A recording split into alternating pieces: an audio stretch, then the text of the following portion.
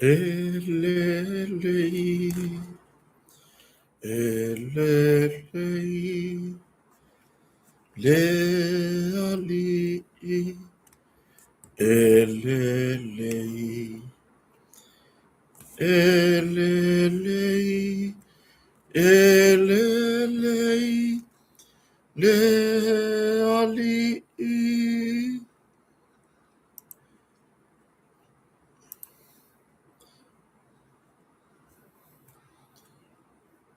Ape se vaita fele filemu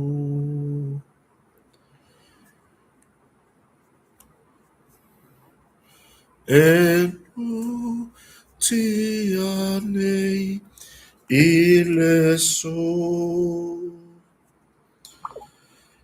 ile olanganei o te mo limau pea elelei elelei leali elelei elelei leali elelei elelei elelei leali.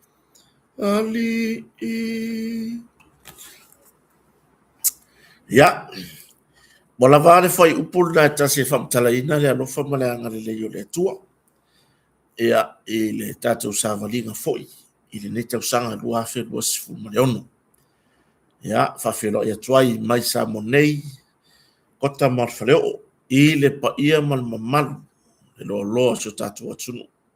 Mai lava i ona tūranga maulunga se i o lava i se tamai titi whatu aso i fua mai, ma ona i loa le nei la langi ma lor so i fua manuia. Ia, au ana au ona tutofi, i le tapo inga fo ia nei tinam ta mama tutua mai tono mau ta malawa. Le ngata i samonea o atunu e mamau. Ya, nai uso to whawhine. Ta mati nā o loo whia ngai pēa. Ma ngā luenga ona o tautua ina o ainga. Pā rō le soifo manuia. Whawhtai le atua ila nā tausinga. Na pule whasoifua. Whai ona taitai mai lo to soifua ili aso le nei. Aso se funu mariva, aso tofi. Se funu mariva le masina le nei o mati. Lua afe, lua se funu mariono. E tatonunga ia, o loo tau whaitusa si o tātou atunu i manuia. Ia, loo iai fo inisi o tātou paanga. Wo, mai nātou nei o tātou ainga i Samonei. Wo fitia i le ao pōngi sā, o no le vala au pa ia, o tātou mtaisili. Ia, i nai mātua o se pele, mamae, to whawhine o uso. O nai tina talavou, talavou ele i mātutua tele. Ya, ele ngata i leo nei whanau. Ya, o mole toi wha mai senga, wha mawhanwhananga. O mantua i fo le nei a fiafi, ia le tua a tina o le shoto fine ya Marilyn na tafale, pali i Marilyn na tafale. Ya, ai le ngata i lea o le tua a fo i lea o le tamari. O loo avea mawhafonga le tātou porkalame o le tano awa. Ia, po le sunga ia savea le ataua. Ia, ua wala au iai lo tātou matai i sio lātou tua ātina. Ia, a o mo iai fo o ia i le tūlanga matua o lona soifua. Ia, whamawhanwhana i pēr le nganga o le atua. Mo le toi whamawhanwhananga le tātou porkalame. Ia, i sunga fo i ia le atau savea tato proklame o nganga i fo faiva. Ia, ai ngata fo i lea o fonga proklame o le tano ava i lunga o le ala ata o le tio o le Radio Samoa. Ia, i tono New Zealand. Ia, mai se to fine ia pali i Maryland ta fale la vea. Ia, o le sunga fo ia formua i Samonei ia man to telo le ainga e oi i fa mafananga le tua ia ona ole wala au pa ia isio tu atina e oi ia o fatasiane martoina e oi i pe ona iai le ata folfolanga i oi o man fatulanga tato tua ia tato te ola ma soifuai de nei la rolangi ia ma le taunu unga ia pe fa mana vaina nga ruenga ia i le tulanga foi i le nei la rolangi ia man to telo na tato ainga o fitia le aponsa ona le malanga no mo leot ia fa ma sia tu tato proklame mana pa anga umalava ia ainga loto fa vau ma ainga fa no noa ia fa mai o le manuia le o le tangata pe afa pe maliu pe oti foi e oi ia ai ona o le tatou soifuaga i le mafutaga i lenei lalolagi ia pe o inā e misia i uiga o a uma ni tulaga e misia ai lea tagata ua valaau i ai le mataisili ia pe o tulaga na e alai ona misia matagi pea i taimi uma ona o le tulaga i le toe manatu i le soifua auauna fo'i o lea tagata ia po ona e tatou matua ia po ai lava ua valaau i ai le atua ia ae e le tatonuga ia o se avanoa lelei fo'i tatou te tarataranoa ai o makamaka age le pokalame o ele misi lavoli makamaka age le pokalame ua alu foligai aso kapisi i na ia'u malo fo'i na malaga mai ia o kakakia koe lalo se tulo mau ele mafola ole fale ole le kua kota ia va aila ia le kulanga ai le anga le koe anga nge ia le ataua ma seta ia masi malole na ilunga tato pokola bota ia so okele koe ke i runga so ia ai o tele mana pokola me na uso ma lo fa tai fo i tautua ia o te tatonu ele tele ni vaenga tato tara no ai ai tatu wanga i mo tatu sponsor ia faftai tele lava i tatu motonga e le fionga falolonga ia lupe matasila ia tu sai fo i male lango fa au i tatu porkalame kota mal fole o mai Samonei ia mal tatu porkalame fo tatu ia e la lango ia mal tele ona ia tatu wai pe fo o lesi porkalame na taula mu ai fo tatu motonga ole so le pule e o le sai lungo le fakasa ia ai faftai tele lava i sia foi ta mali mo na ainga ia ona le lango mai ia kota mal faleo i Samonei ia ai o lo fakasolo tatu fapitoa pe ona iai wa iai le ele kusa ele maui le ia ku fa mati o le wa saul fapitoa tu langa tatu e seta le wa saul fapitoa o tatu company mole e seta yo ia o mela lea i so tatu tunu le ava noa la mau ala vava noa o le motonga so se taimi lava e fai fapitoa mo ava noa mole atunu e le o fai angi fapikoa le motonga mole motonga e fai le motonga ni fapitoa mole mamalo le atunu ina ia au mai se tau fa ma avenga ia au lava ia le tulanga i pe ona iai ia le nei fo iso i fanga ia mare tūlanga i le anga tāo loa. Toi whai lofo i so tātou atu no ulea, ua au mai fo i tātou company, lea ua toi au mai tātou company, o loa e pe o TV, o tūlanga i masini tā lava, o tūlanga i pusa aisa tātia, o tūlanga i masingi whaamango, lea ua toi au mai tātou company, ma o loa e whato tonga ai le umkuka, o loa i alu le tise, o le whaapau whalawa, o le tipoti wila. Le foi au mai le tatou company, ia le tūlanga i le microwave. O loa anga tānei, wa toe au mai le tatou company, ona o le mori mana o le atunu. E le ngata ina whaatau o tatou mea whale. Ai wakule kungu, fesiri. Whamon mole, ko kira o mayangi TV, ko kira o mayangi na au mai mo le tatou company. Ai pe wa avea le tūlanga o le tu fisiri pe o le atunu. Ile anganga fo ile o so tatu tunu. mana tasi al falo lo fai mai fata a fa kau ile sefe fa kau mai ma lo kau de buka io wa mata ona ata mai ia nisi ia so tatu watu nu i mene o fatanga ele o fa pe a me o fa ya ku o ngor kai mingi tu lo lava le upo to ya te le fa no fa pe tu termine o lo va le ala tu le ai le wingo rom talanga wasila fia la tu le ma na yo le melia kasi al fa lo fa u ba fa ka io le ala ta pena tatu company tu langa i ana package ya tasi ale o le whaataunga. Tasi tupe tutongi. Ai a koa uma mei ke maa o se kingo foa. O le se feipu. Ia o le tūlanga po o le moenga.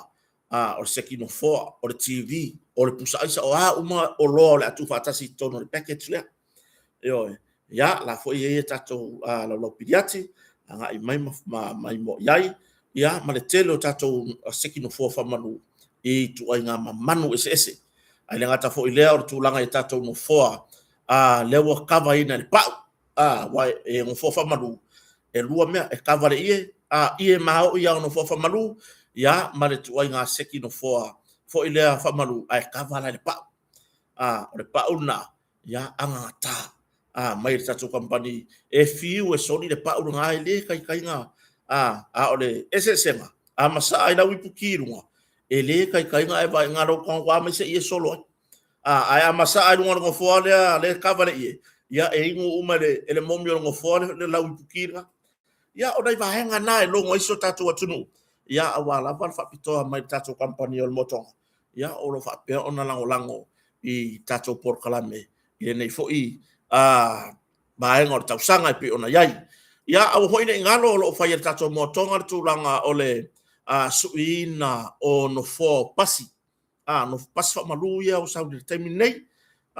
sui i le pau anga ta le o tata no atwai ya ai ngata fo ile ya o se tatu watunu ya ile tulanga i no fo la ta vale o le fo uli se kava uma fa au le ai ma ai ona sefe man no fo mai le tulanga i pala me fa pena ya o le si tulanga e fia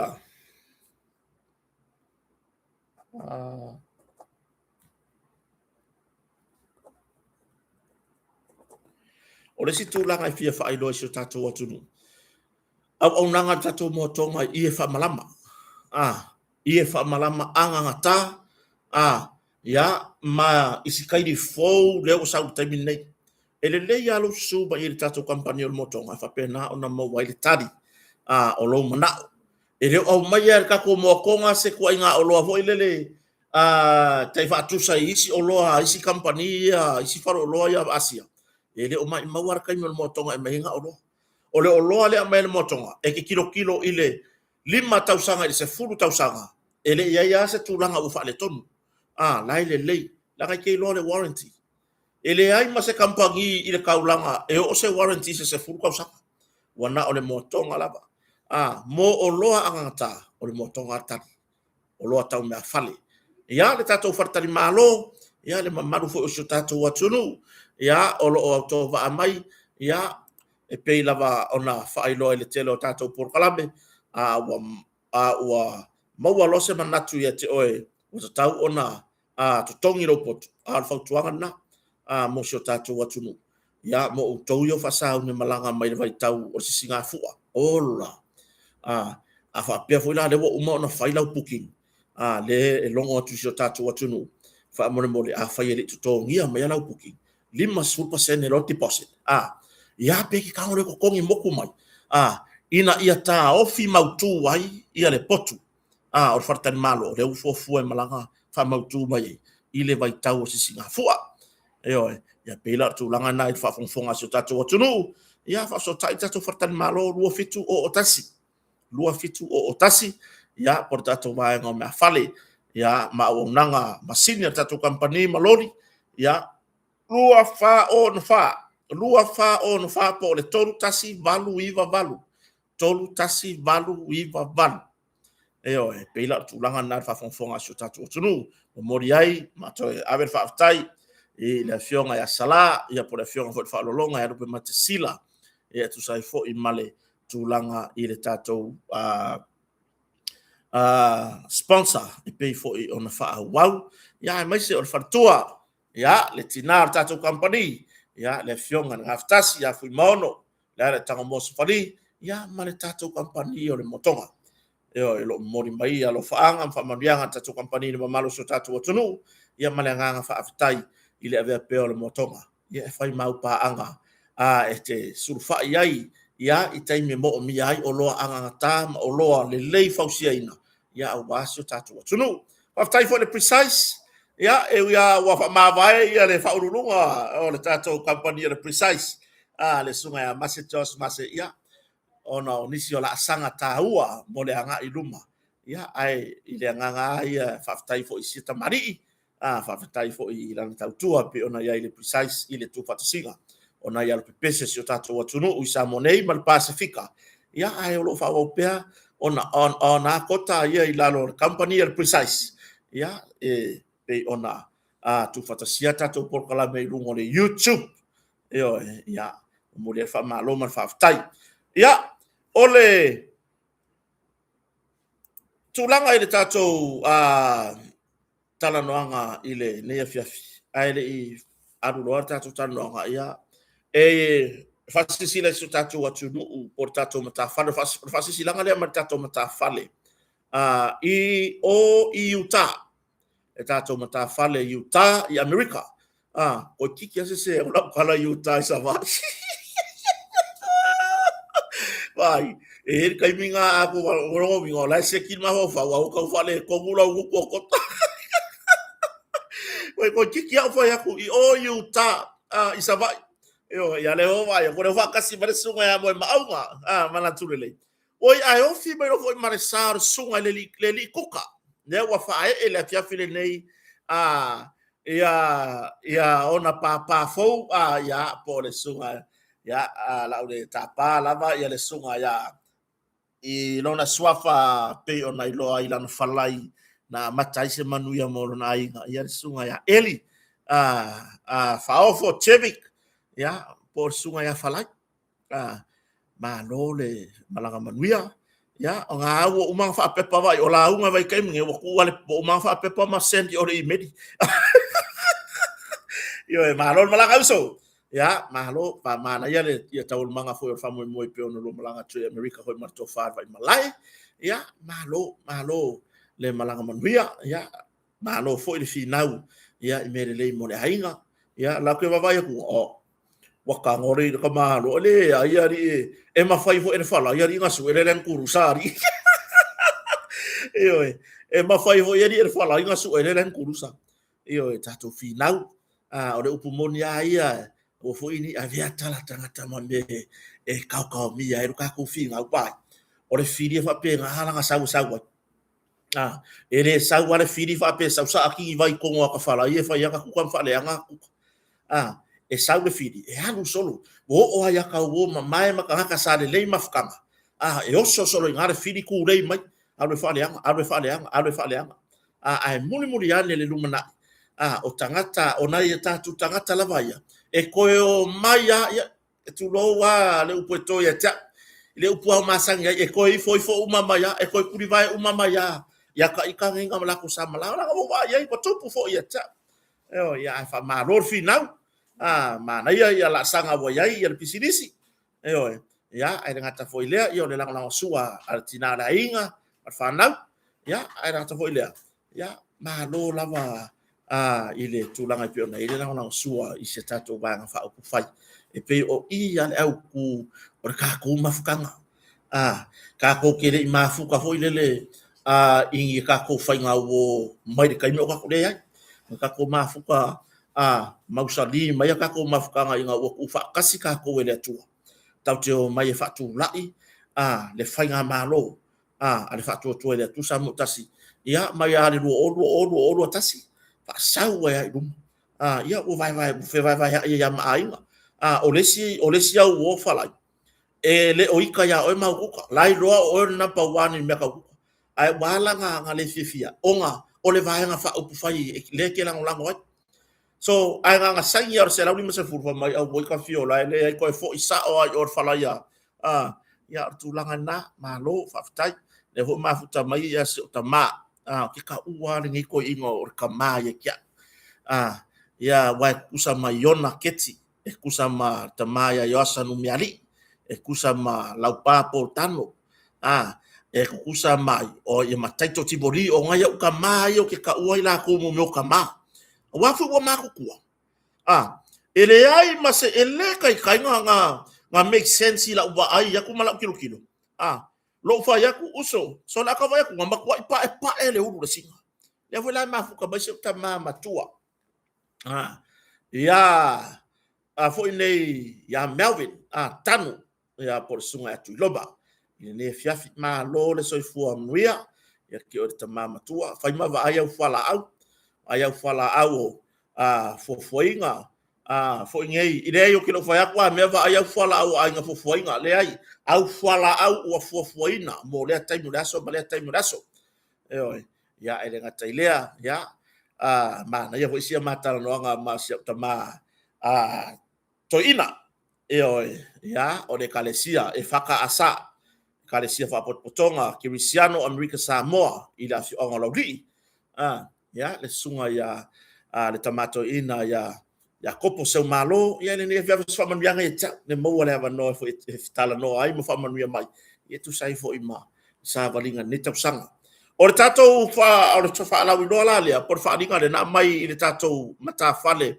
ya por ai ngor fa to ile to sa mo watasi i o ifea i Utah le la ton fa to lo watu fear night ya mo mo le la tato a inga fast Utah all license church USA ya ole au nga lava le nei fa mo o le tu faina o tato ITs ma ko ka ko ITs o ye ele ave ai o ele ave ai o masui o tato a inga fa to le tu samotas afa pela o nga ele i ka o lo IT o fa mo tonu ana le uta pena e tato lau ia le fa mo awa ia se fia ia awa lava tu langa e tu fa tu ailo IT a fai fo i e tele i resitala avea o masui a waito tino o le tatu ai ngor fa tu tu sa mo tasi o le hava no fo na fai malau resitala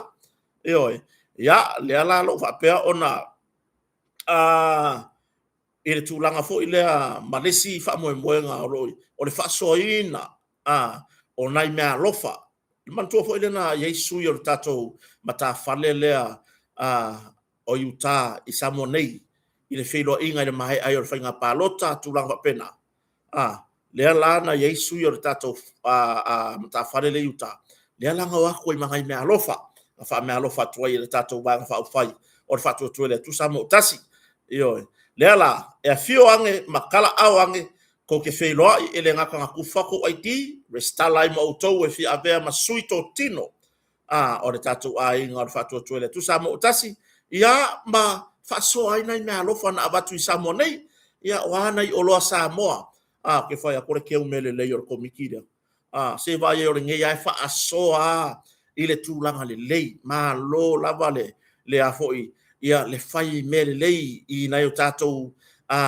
mata fale matulanga pea le alava tam fa so ile tu langa ma mawalunga pe ona yai ya pa mai afio mai matala mai au tato fi fatasi le po la so for Riley mati luas fu marfitu longo winga ele o vai aso ngira las fala lo vai aso fo ia auto America Friday March 27 ya lua fe luas fu maleono ile taimi ono ile afia fi se o ile se fulu ya ile po ya ole address valu lima o South Bluff St. George Utah le isi totongi ulu fua uma le isi totongi to avatu le location valu lima o South Bluff St. George Utah ya free entry ya aile mafai ona vau iai lo fia fuai ya awala batulanga i pe ona iai fa moe ya ona i me alofa te fia fuai iai awala batatu ai ngor fa tu le tu samo tasi ya ole tulanga i fa so ta i tatu numera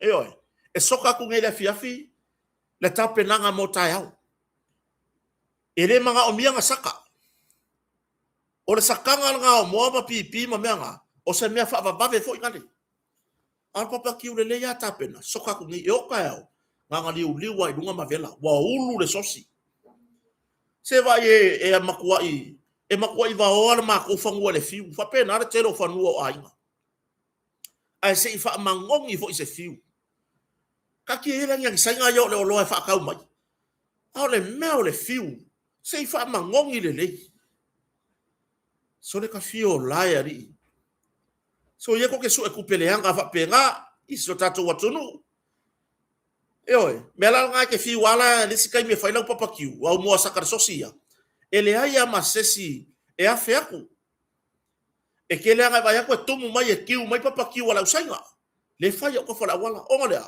mangongi sa sala oi ko isa sala mangongi o ngale la kumu fa nga sa ori popo se vai o mai la usainga fa nga ju popo ka ko kanga malala oi ayo mai ka ko so le saka mai o nga umu ka fio lai ave ese u papa kiu aku ai mo sakar sosi e lo fai so tatu watunu le fia tau mafa mo fia tau sami ai ma se na tatu ai ngam langa mai so le o mai mo kwa maka ukia le sim ta upu e piono vai atwele umi tere tatu tano le sim ta upu le fia file le o fala no wali e mai foi America Samoa le tu langa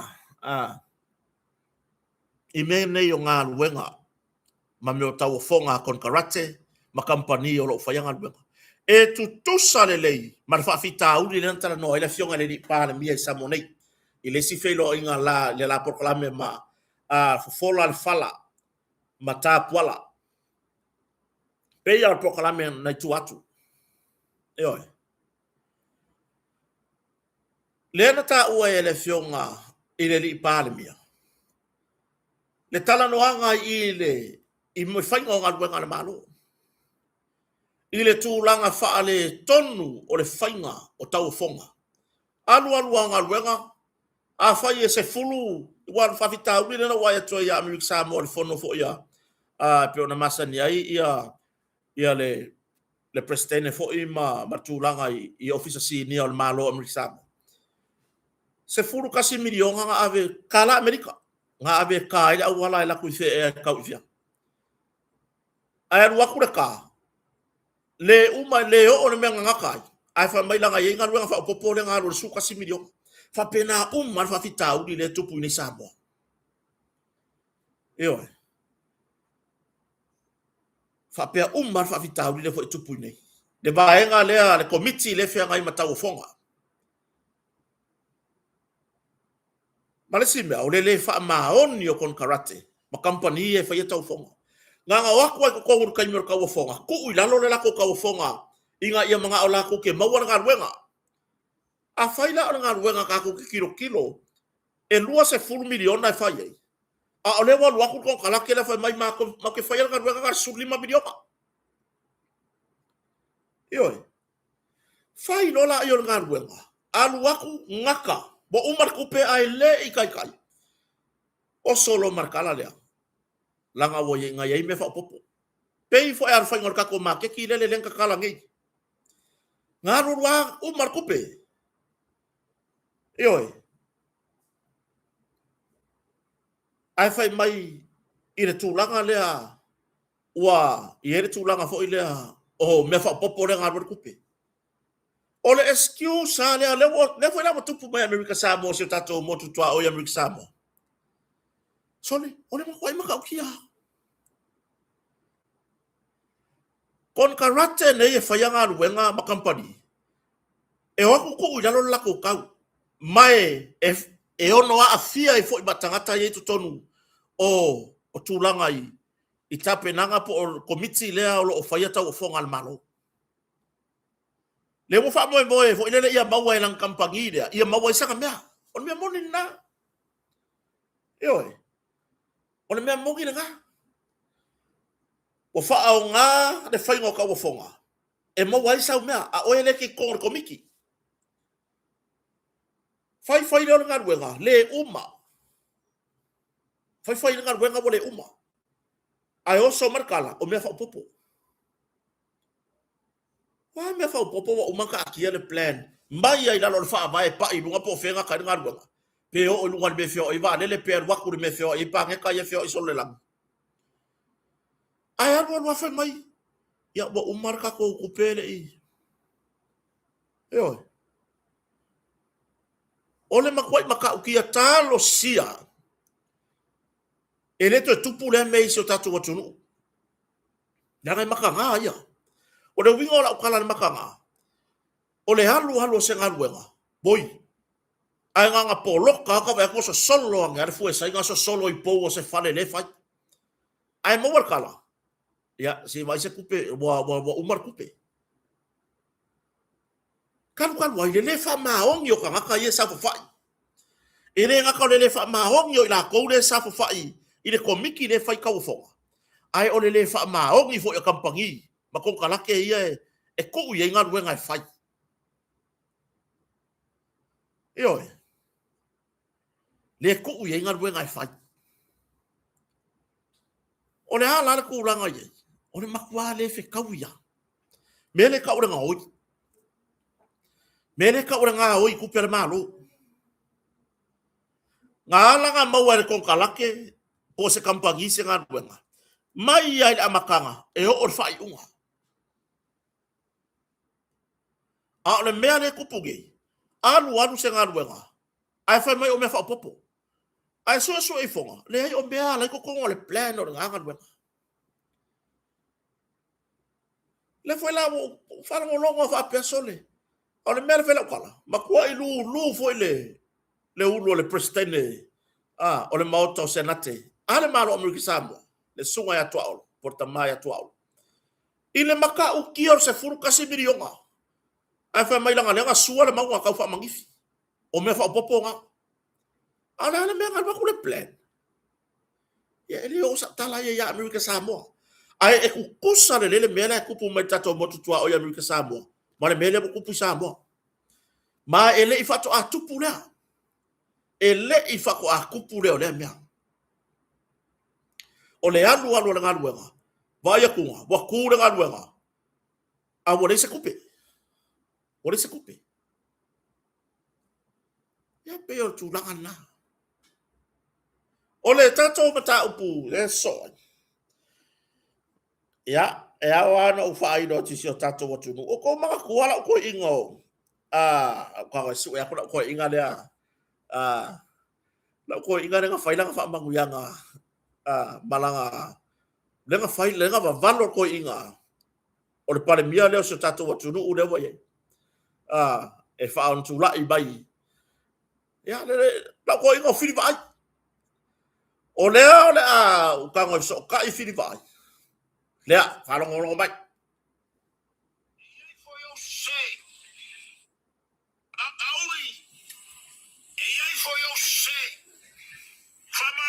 ka wako yo ya weke na sala po yo a oe kongu lea makusi aile aole kuwa makai kuuma sa mol kuringa oe kule epeke arwese kako won kuspaya mai kala kuspaya ole maang kura fohinga kufunga faifane e a vema makuri mangu piko ilunga ole mano amale a filvai ole paroka lua onuo pale mia sawa wela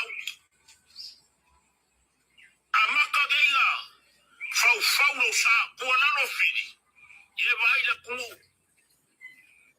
ya o ka mari ila le la ka ko kala ngora fa flingi se wo fiwe ya o si tama fo i wo matua ya o siona tari fo ya le ka ma faya mo ska ko soka inga sau lunga fo ile ka ko por kalame ai peta ya wo al time o sau marta ya ya o maka ilo le tauta ya ai o i famo mo o le a vili ya sunga ya portama ya filivai se o ka kala ngo se o fesili ya filivai il kulanga lak poloki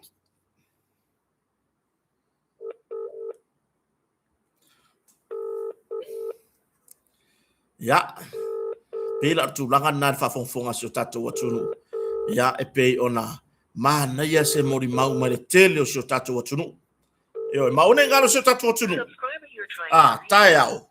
O le aso a taeao.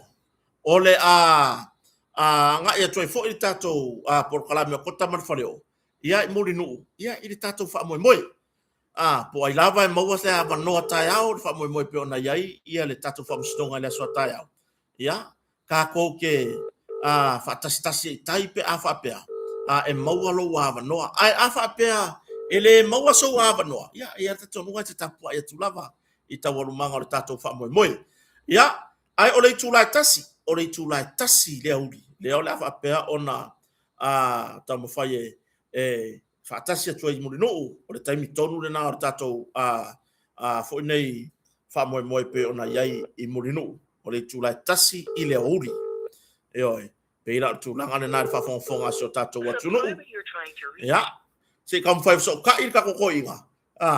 Ia. Po le ase tūlanga o iai ia le si o tatou I tu malo foi. Ia I safata numerua. E oi.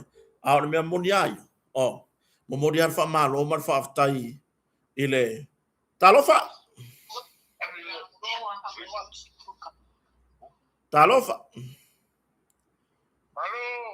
hota. ya so fo manuia filivai Ia malo lava. ya o le wa idunga le ono tulanga ile mawa se so ta inga fo ile ya atonu okay ki a ku kuai nga so ka ku malo se kaimi ya nga mawa la yo se ava no ka ngoi faile e nga ka ke kalangoa ya maka fa so ya silsila mala tunu yo fodinga la le man matanga o fiena wa ya e fa fero ya tule nei taimi la fia fi vai Ia whakaro whaku kota I lau.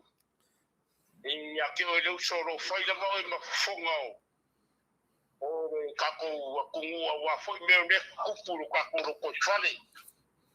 O re make vesanga I male fionga ia fau muinga. Ia. Ia o pasi re kamali I o. O re mako wa fio anga ngi fau sanga. Ia o lo makua o li la mai. Kura I mero kako whainga maro langa ia lava maunga langa balo anga. Ia. O le malo kongu len kofi le kua whakau kai e safora woro kako o kungu. Ma dia lava. Ioe. Ia whakaro whaku ia ki o leuso. Ia whape whai whakara whaku I pāanga umara alau porkalama. Ia. Ma lore so fo manuia, ma lore fo lau e tatonu o lo manuia nai tu o si tatu atunu. Ai ona ele umi le ta por kala mele finei ona oni so ta penanga mo ta fa mo le la so ta ya ai ya na ifisidi o lo ifisidi atu fo ya ta ma wai e pe ya o e tere no vilia tu ye pa o fero ho ini me tupu male nai tu ya ma ta tu malo la nga o sa fa ka mo o sa fa ta lua ya se masina fam talanga fili tu lo lava ya o tu tele se masina fam talanga winga tatu se laudi masa fu la stu langa wa yaide se laudi mas futa la o le toi fo yo o por fa pitole o le back to school o fa mo na malo il se laudi mas fu le sa tu faina o la tu langa wa ya sa fatalua il se laudi mas fu Io le fa fonga mai le fionga ya fo winga ila ufisidi nga le fa le telefon ya Ia le lau whale o kuaranga whinga ngalo. Mai se fo I o le mau al makongo nge whausanga I sa whaka. O le kaimi mua nge lo mako o langa kalunga kurai mai I el maroko ko kasi Samoa. O le mako mau lava. O le pale mia kongu le kofi le kua whaka o kaia sa fora o le kungu o le mako fisiti. Whea nga yengi kupe I le fast food kausanga ua mawai. O le mako karikongu. Ia, whafkai tele a lau ian marikoa. Whafkai ngā sufia nga ia le nganga pa I o le kua peyanga o mako kao fiofi I umai ai. Whasa launga. A fia me maka awha. Mai la warkani ngala iai mala au le cha pipi. Nga o la kongar sa ungi lava. Ai o le fionga I le ripale mia o long whare kua manungo whaalo manungo ainga. Sa kua inga le malo. Makula o makai makua o le makongo. O le mako mau. A wa kongu lava le upo le kongo o le ala tune le kau kua. O le pale mia kongu le o Samoa whakau. Kaya sa fola o Samoa le kanyei. Mari. Whafkai fui aku ila e poironga kai au. Mari. Sa iai fui ronga ka ua male au ngā. Sia ai pika yo le mako wa ai me ole mai la boi o kasi de fo o lima. O le kumbongi le mo ke fa malo si kota ka wa ko le foi fa fonga mo fo minga. O le mau la mako ngi sa fa ka duo. O pekes o ngo fo adi le o sa tangi sa mo. Yo. O ngo fo adi le o sa tangi sa mo. Ya. Se ko wa ta fo fonga le ku la nga ye mau ku spa ye fa mang ye le mako mau. Kala ku spa ye. Ya va kan ka uma ile pule. Moni. Uma pule fa nga pa lo ka le ku. O pali mai. O malo fa ku ile ko sa mo kasi mako la ka. Ang fa lo longo mai kan ka ka muri malango la. Al mako fa longo fa sa longo ye fa ku e pa di mongi fo koe ia mare kan ka fa sa la fo le so ya o ke fa lo longo fo il makai. Aola umau o so yalo o kasida ka dio sakangin ki fa so skoinga ele lo foi il koinga wo makua ya ile maula ma ko ngi sa fakadua o pekesa o ngo fuari ile sakangi sambo a foi fa fonga bai kula pa de pala ai filwai ka kala ngangsa ile ka ofi merkua lalo fa vai po ya vai de pule ya mai de pule lua kota fai ki o ingala vai ale kuno wale ku vai ole ku pai o fa fe ngai nga kausia sa mo na ngor ka ko yo maka Moni o le ma vai nga ka sam sama ku mangu ka veve mari ko vengu ko ka vika ka wamba pa ia ba malu ai nga langa ma ka fa ko fola inga wa fe ir kala le le ku o la fisi ole o ke mai ka winga fa se au ia ko vai o I pekesa mo umanga la ko sil fiel feeling ala ku ai le o ka sa o ya ku le pa ya ba I pule ai o wa ku lango ya mi le ngale fa ir ka malo le ola ku la lo fa fonga mai se au ia ko vai pekesa baba ai le po o kon fa un kofi o ko le ko po fa o saka langari o kala Yesu fa ko fonga no saka ni o pa o fo mai le langi pe o le emo le wila ila ula ke kilo kota fa ka kele langanga o ke le lo kota fa ka kele ila fa so o ke lolo ye le ngango le ku ya ke o le so langa o le fai o ma fo fongo me o ma ke sa ngoi ngolo por kalama e a menye ye le ku malonge ya mako kan kama ku o sa ngira pension e wo ko inga wo maku abi mo sa ngira ko será moni la au kilo ya me ya ke fa ngulongo ya se o ma so fa makai so le ole pumbongi anga ma inga makula e pa ole makai se makai ole bango fa ko besen makai yo la ngo samo pas kai kele la fionga le di palmia e makau la boida nga ngu umale ba felo lo ai lo la pala ki ngale fionga le di palmia a ole makau ma ko la makku ser kan ka ko ngumar ka ilen ko fele ko e mau ko vai moni la e makku ole on sa yo e pese ila kota o lo mana ngongo se lau de masifu ya a langa lo mako kumalo mal mako o langa le langa sa fa kadua ele pa u fa nga malo al fa se o la so I le pu le ku e u ila bole e so mako kama ya kuya e sin fe mo kota kuya nga ile ma fa se inga moni ai o ka ningi o lua se la posegelo la ngolongo nga fa kai sunga kuya e ye de ku lo mako ma le mele ka o le foi pure do ku le ku se vai nga fa foi ai foi ya musuyo lo mako fi ngau lo mako ku malo ya manguya le foi mako ke mkawa ku ya nga fa sa lo ngol 4 milionga ya le mako ke kalo mo ku ya ma sang ko fa ya o ke ko pa wal mele la mako sa unye lu ya mako foi pure ma vai le cha pipi o le cha nga ma le bongi a ba pe fa ma mai kuya le fa foka kulo mako kumalo la ngo le skama ko mako u le adi bongi Afama vai kuya le se palo kasafaka. Nganga fonga makwa kulomuri ya kwele ais kangaka koe. Ile peyo mbele kukumai o me fule ya mokopwa. Kasi ko fare kumalo. Ya uso kafiko o ingaila.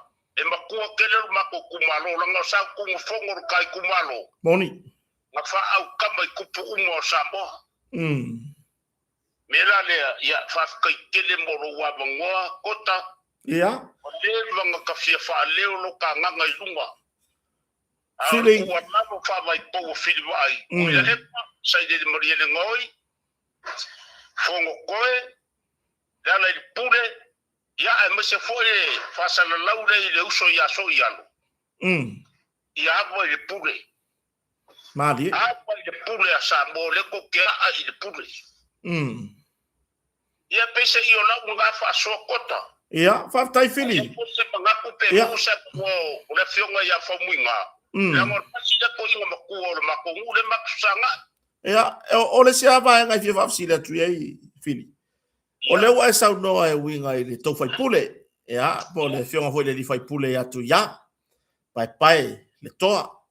Ya, tatia ia ni lo fese se inga le amtanga au te maitawa uia wa ave la lango ile tamau le tumalo sa fata numero lua. Ile tulanga pe ona ya ile le ava no fo ina maua ole to fai pule. I lunga o se tasi fo por clame me Australia. Nama o inana maitawa ia tat le mai fa fonta po fo iso tatu watu no. Ile mata utia. Ole fiwa tu stala lea e fe ceiling ia tu ia se fulu miliona lea mata mo fai pe fa olo atawa ile fina ngalo ole tamar tu malo ai sata mau lava le fina ngalo ile la ua felo male tato armia ora so fina ngalo wa le fa pe mai tu ia la felo inga mar pa le mies fulu miliona mo sa fata ia ai tomu fo ile ava ia ele afia foi ia tangi se famtalanga iso tato tu malo toa oyo siumu ne pe on tau fala la mai ele tu stara le ola se fina ngalo o e forta mama tua o ke mango si umu o le skula mu vai mama ko finga si umu ia o le ke fili vai o ke ngo foi fa sanga a foi fa ngolo mai mu fa fongo mai sa so bo mai ngai do ko o mar fa lo ko la fa le fongo le ala kawa pai le o mar fa ko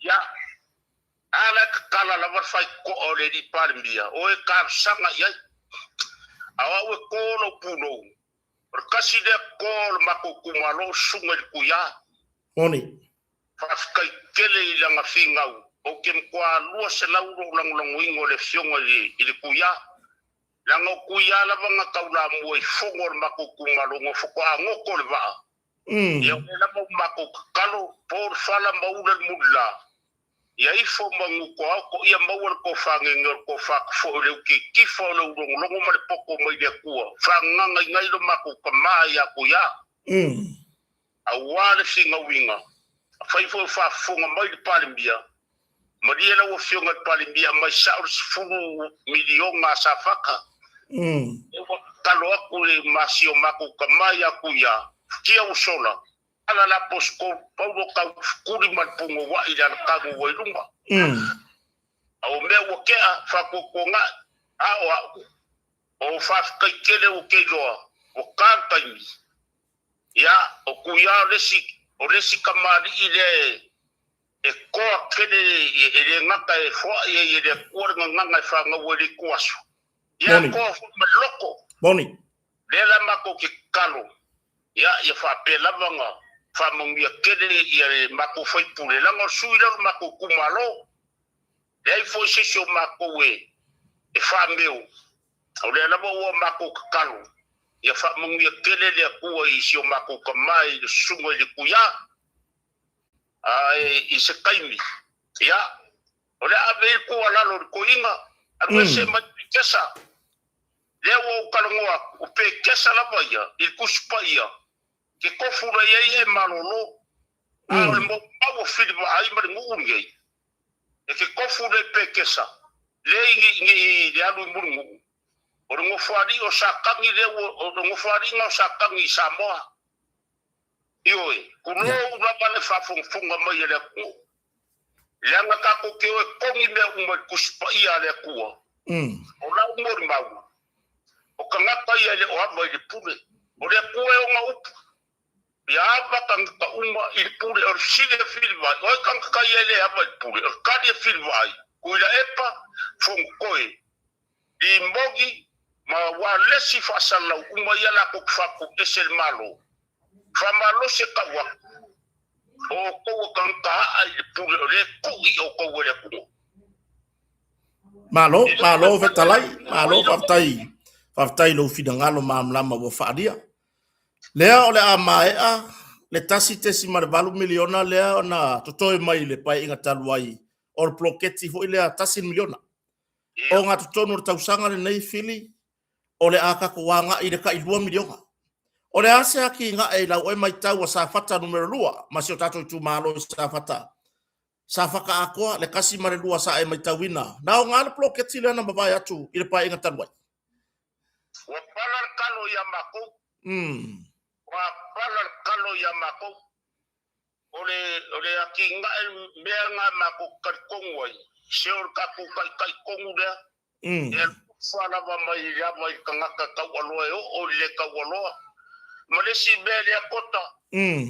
Afkai le kua ele i o mai le wala au le kua ea kia u whakoru ngā o i le limo le fionga i le ripari mea. Ke le i ua limo kula e pakarunga wola i Samoa. Ia. Afkai kaku pare mea. I mawhainga saulalo e whiloa i mong kangkangu. Moni. O lau kala o whafkai le li o whakoru ngā o whakalofa. I mo u le lima. E la ngonga la mai o kingo. Sore. Sio kanka kongu ale kofi le ku ale mo babalo amaka ula kabalo ang Moni e uia le ku kursu el fast ingei anga ka umai ya ole ku o le fast la va fa kaya e le ngaka lunga fa vai e makua mesa le mare va nga fa vai le ku Samoa ma nga fa le wo ingei fa ku la i le ku nga e maua i Samoa o kasi. Whafunga mai la ko wau sa we tia pipi kota. Kako uma. Nga kako ia i uma. Ai wa uwaba ai. Ia e le ai wa whaunga sel pawa. Ola ulama la valo anga. Filiwa ai. E le koe ku mari mengo re tia pipi. Se longa oki kuila e pamfong koe ma le ana i pule. Ioi. Ia malesi kua lengo u kakalo lava ia kuia i kawhalung fingalo alu fast. Whafkaila la fua leo, e fia pale mia fo sa whakara kou. Moni. Ioi. Re kai mako o whailau miki o kuia e iei kai mea pale mia e kuia i Samoa. Ia. Ma o kei lor mako suinga i le koe pau. Ioi. Rea wha la kalo fo ia kupai le manki. Abel fa mua langa o kuia ia eleve fa walo kum fongo. Moni. Kum mor mako kumalo. Ia mako ia. Ia e kuia yang ko fo mai kuia fa nga palok. A le mu a kornge. A ko fo mai. Ia ko fala vale fa fongo kuro mako uma. Ele se palo ka ko fo ia. Mako koe mo mori alo ia kuia. E ave e fai o ngai lo o kasi ko fama fa ko kanga sio mako kumalo kuro fo fa fonga lo kumalo e ngongu. Moni. Mai ngi so ki al mangu o nga mau fa kule. Ka usanga al mangu le ka ki ngofo ai. Ti ko al mangu mangi walama. Ma ngai al fa songa kuia. Or se laudi masfuru, ma dia akor mako kumalo. Whaftai. Ionga marivaru se lau. Ia si ele sa or mako ngu. O lau makia wharinga, io ia ngā lau whai mafunga, lau ku ia mako mga onga. Kia suar mako awala, o le mauri maripaipai uka. Se ia ki ngā e uka kusa o le moto o le bing, parmia. Ia ki ngā e Samoa. Mano. Kaua. Kaunga ko anga faila fumua, faila fua, faila povi kome ele. Ya asioki me sa mo fafa. Ya la ko le ko la lo pandia. Ya vi ile ko fa amanguia kele ka ku kamao le ku. Fili, e ia sia ofisini lea. Ya. La e wa ye ku langa wa kau pi ku fa aka ma tu langa o si ta yo tau so ifuanga ona o tau o lo tupu mai atu no ba mau pe ona ele tau o Israelu Amerika maisi atu no ile sa tu tonu. O ye se fa po lenga o tatu tu malo ne te ua le ai ni me ai mai fafo. Ele makura vangu o kala ngo pe ya. Ya. Kafkai kere fa ku mga ko sungal ku ya makukumalo. Makule fa ya se singa. O fula fungo inge a fa fuga mai sa mo inkan ka fie mga miengi mo. O faule mo ya mako. Mai poro keki le kula mai fie me nga mai pa mo wi pa elo mo me. Fa nga kawan mo ule. Malo. Yoi. Ko paul bele a fa fuga mai pa mia. Ya mari e fia exporta mako me ia fa fo kele me. Ko mo kwa manguia. Sa o le motore ale fiongo i parmia o ka ko la maku o le ele a la ngor parmia sa ka ko ngu sa suwai ya ai okay lo ya ko fo e ka kala la ma falo Moni pe ya okay lo ku la e pam fon ko mari mongi ele i asuwai o la ko ngu fo i fa pe e o le nganga la fo mo le ku e fa ngol ki kelo makaila ya ai se ila fo o ke fa longo i upu fa o ke ki ngala ngolo pale mi ale fa ye upu ya kota Moni o le pale mi o la ku umango fidi ya ye la ku ai o fa longo i le fonga fa ye makai e o fo e makwa ma o fo le loko ele o yai la se me o fale tonu mo sa fata pa ye ni suia inga tau o soifuanga ono tau o lo tupu mai fa forsa ole ele o ko pole mako kumalo ale la se de ben ko ku i mai a pare mi u ya ele o oro kasi o se ser kai ya fa kai de ko le la ba ko ri wan le ko ku la sa o mai al kan ngakare o pari ko ngo le kumalo ngi o la u del mariko nga kofi mai le ko ma ko pango ngo so fu au ngale ku ulanga sa ka ku o masang ya Ya. Ela se me fa por ngai mako, il kai mi ngai, pa ual mele mako fa por ngai. Ya ongor suau mat pensingi pe esel me sawa. Ya. Ar kau singa la vai e so fu mo aso umba. E por el mako kumalo. Ya. Malo mo lo finangalo. Fa tai mo lo finangalo fa dia fili. Ya ona o le tataimi ai e tatonunga o le ala foatu le nei avanoa po le nei lao ya i se vaenga fo e fisau noa iai ya ai nga tafo ilo sau fa manuianga i lo tatou taitai mar tatou whainga malo tatia ia ya leisi tu ya ai sau fa manuianga wa tai au fo i tatou fa moe moe ya pe lava mai ai o le to ina wa tai au le tūrai tasi tatou fa moe moe munu e pe ona lawina i fa i unga fa msnonga fo i lea ua leva ona tap puai fo iso tatou atu no ya ai reava no le nei mo o le toina ya mo sau famtalanga fai ya se famonianga fo i mo tatou ari pare mia mar tatou fainga malo malanga fa lo Fa kai kota mo la bongo fa au do mo fa malu fo sa mo la o le mo mala o le ku kofi fa fo la so ko fa fo mai le fo ngar ko inga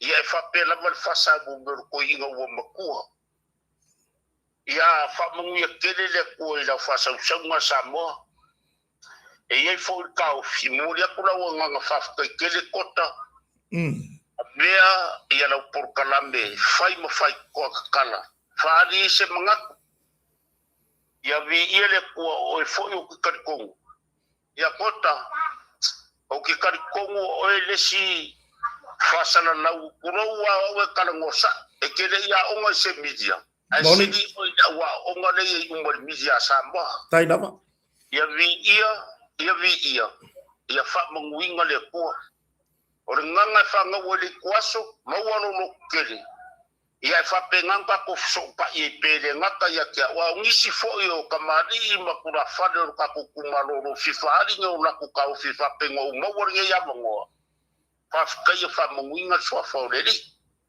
ile molongo lua ya e mumuria ku fa mangwianga o kai mi uma fa ya mako kalo kota wa o fa le kaya kano le o ri pa kas fulu pe e o fo ile fifingai e manga ku ai per ka i o ka ku le fionga ya la uri al mariko ya mawala ko fa kaya ke il pane malor fa koko fa kaya o sa ai o ke manga o me uma ye o malele ile fionga ile li parbia o me uma ye mako perkong o me ye ka ngo fa kingo sir fo o le moto ka aper ka ko vai nga fa u foi ye sei mala moni na i mai ia fiame ya o ke le kalngoa nga o le kuanga ke sir fia me uma ai wo perkong aver fa lo le fionga li palmia ya fiame la ngole palmia se la nga fa fia nga moni ya peka ya olewa le kau mangulanga fa kau kaingor sa fola ule kule ko ba au la vole ku ole kong kanga kule mai ola kalo la me ufingalo ile fiongo ile ka ku kamao le malo o ka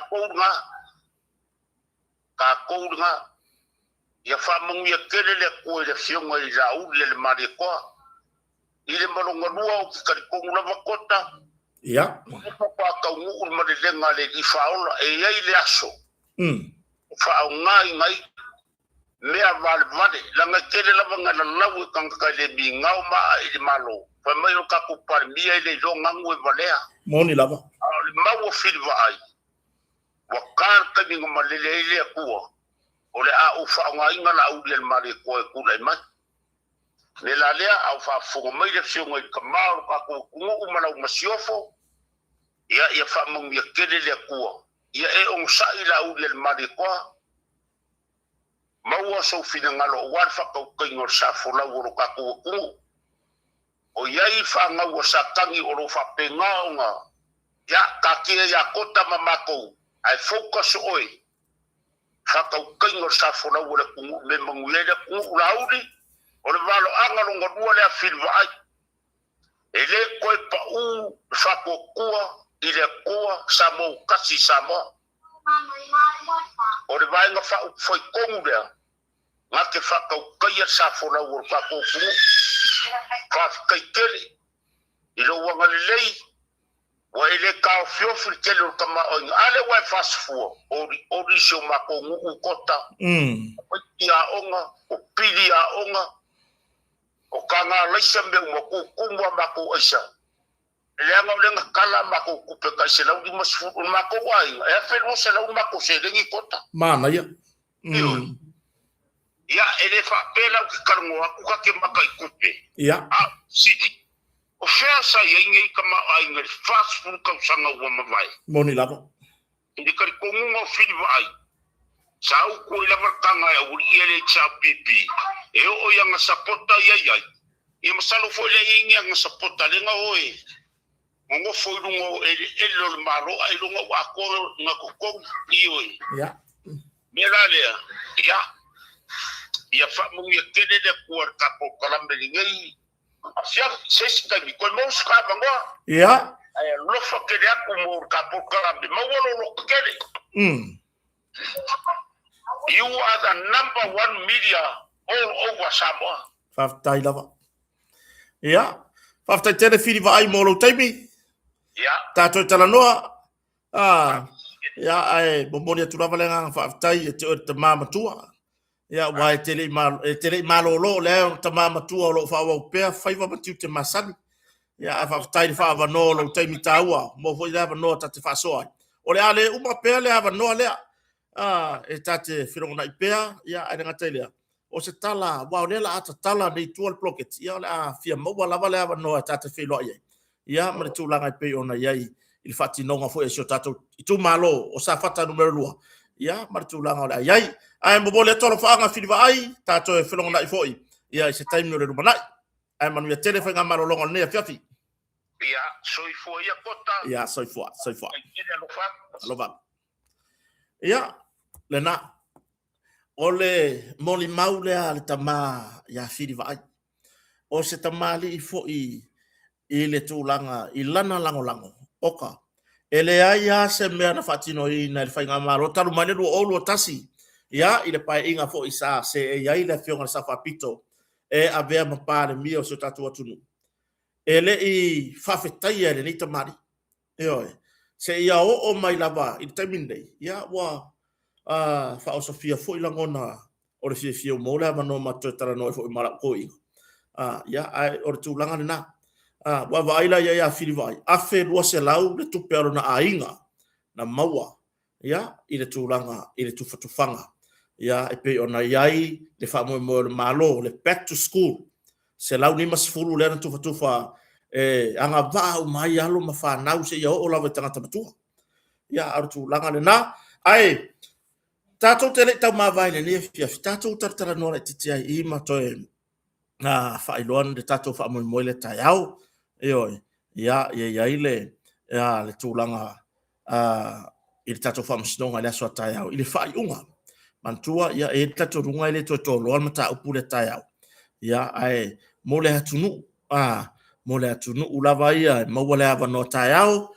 ia i le tatou lanu masani lava ia te iloa foʻi le tapuaʻiga ana o tatou aiga ma sapora i se atunuu mamao ia o le a talitali mai o le ale tulaga o le ai ai le tatou faamoemoe i le aso a taeao ioe ia a faape maua avanoa ia tatou feiloaʻi molinuu ua o le tulae tasi le faamasinoga ia ae ia talaga tasulua ua leva e nisi o le atunuu e kai folakai mea le sefulu ua leva gaikai o le agaga foʻi lea e fia maua avanoa i totonu o le potu faamasino ioe ia ae o le tulaga lenā a maua avanoa ia tatou feiloaʻi tai ia tatou taputapuaʻi ma le fifi lemu ioe o le aiai foʻi le galuega le matagaluega o malo le malo ia ua lava le puipuiga o le saoga lemu ia ae mai se foʻi ia le tulaga i pei ona o le a tumutumu ai foʻi le vaega o le au faasalalau le au tusitala isi o tatou atunu nei ia ua le ripotiina o lea mataupu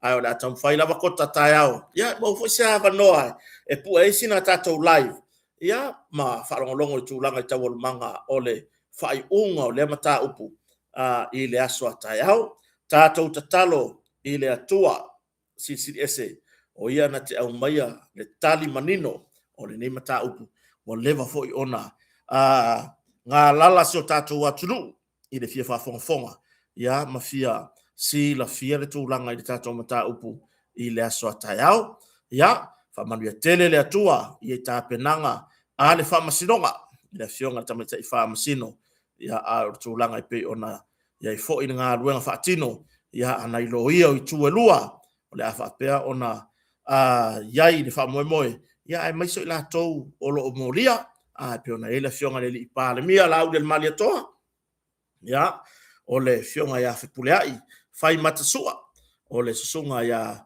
po le tofālii o faatau malama ia o le susuga i le tamaitaʻi tusitala ia Lise Marie Smith ia o le susuga ia Samuelu ioe ma lo siona faletua ia sivai ioe ia talosia foʻi tatou tatalo foʻi mo Samuelu ia maua le avanoa e mafai ona faasaʻoloto mai ai le aso a taeao ia po alava taualumaga o lenei mataupu le aso a taeao ia ai le tatonuga o le a tatou feiloaʻi molinuu i le itulā e tasi a taeao ia e pei ona iai le tatou faamoemoe ia tatou ia so tatou atunuu foʻi la lava atu e lē faatonua i lenei faatauvaa le tofā ia tatou taputapuaʻi ma le fifi lemu ioe ia tatou tapuaʻi tatalo i le atua ia aumai lona malamalama ma faasusuluina mai ina ia faapea ona maua ai le tali o le nei mata upu o lewa ona a fia maua si o tātou atunu.